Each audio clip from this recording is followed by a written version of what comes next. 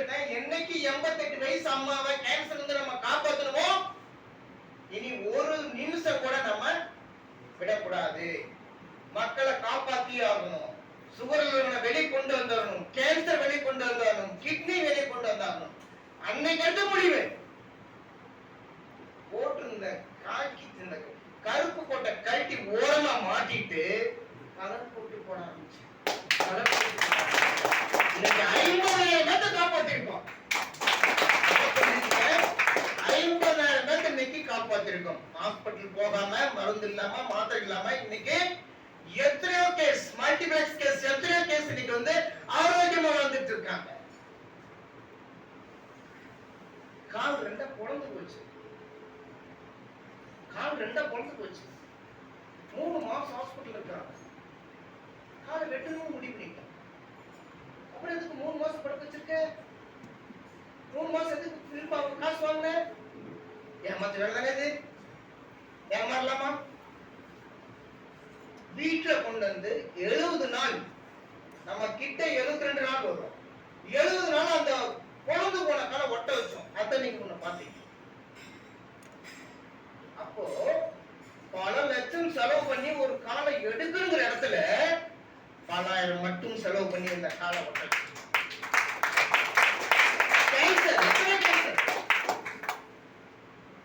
அடையாளம் போயிட்டு அடையாளம் தெரியுமா இருந்தவங்க நம்ம எழுந்துச்சு நிக்க வச்சிருக்கோம், நடக்க வச்சிருக்கோம்.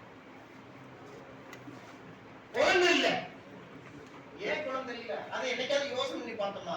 இப்ப காமிச்சாங்களே இந்த நாப்கின், இந்த நாப்கின் யாரெல்லாம் பயன்படுத்துறாங்களோ நிச்சயம் அவங்களுக்கு இப்ப கம்மி, இப்ப கம்மி. இன்னொரு 5 வருஷம் போயிட்டா ஒரு நாளைக்கு 100 கல்யாணம் நடந்தா 2 பேருக்கு குழந்தை.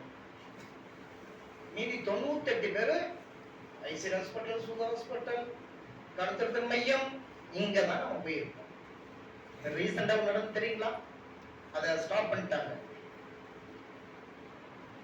பொண்ணு மாப்பிள்ளை நிச்சயம் ஆன உடனே கருத்தல் மையத்துல கொண்டு போய் பதிவு பண்ணணுமா?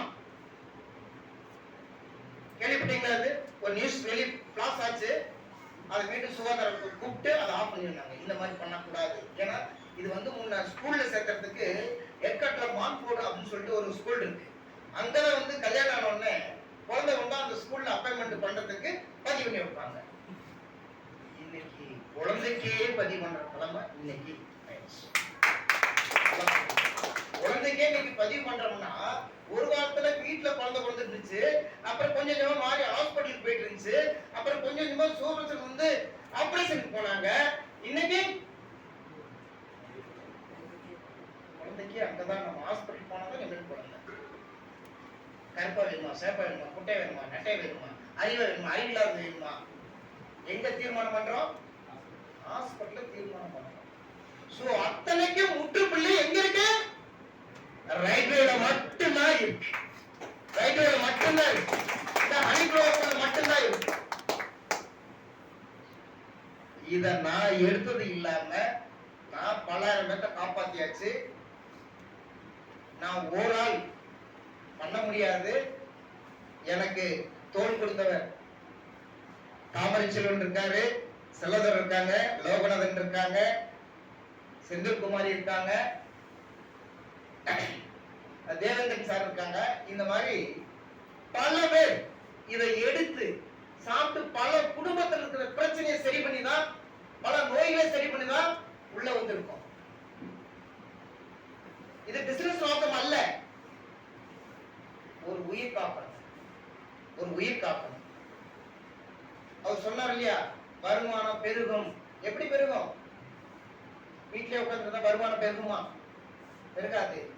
சோ என்னைக்கு இந்த ஹனிக்ளோ அப்படிங்கிற இந்த ஒரு தெய்வீக சக்தி நம்ம வீட்டுக்குள்ள வருதோ அந்த வீடு சுபிட்சமா மாறும், வருமானத்தை பெருக்கும். நம்ம கடன் தொழில் இருந்து அது கொஞ்சம் கொஞ்சமா படிப்படியே நீக்கும். முற்றிலும் நோய் அப்படிங்கிற ஒரு பிரச்சனை வந்து நம்ம வெளிவரும். அப்ப நான் சாப்பிட்டேன், எங்க டீம் சாப்பிட்டு இருக்காங்க, எங்க ஃபேமிலி சாப்பிட்டு இருக்காங்க. என்னால் ஒரு நாள் 50,000 பேர்த்த சரி பண்ண முடியும் அப்படின்னா நீங்க பண்ணலாம்ல? நீங்க பண்ணலாம்ல? நான் ஒரு நாள் 50,000 பேர்னா ஒவ்வொருத்தரும் இதை செய்ய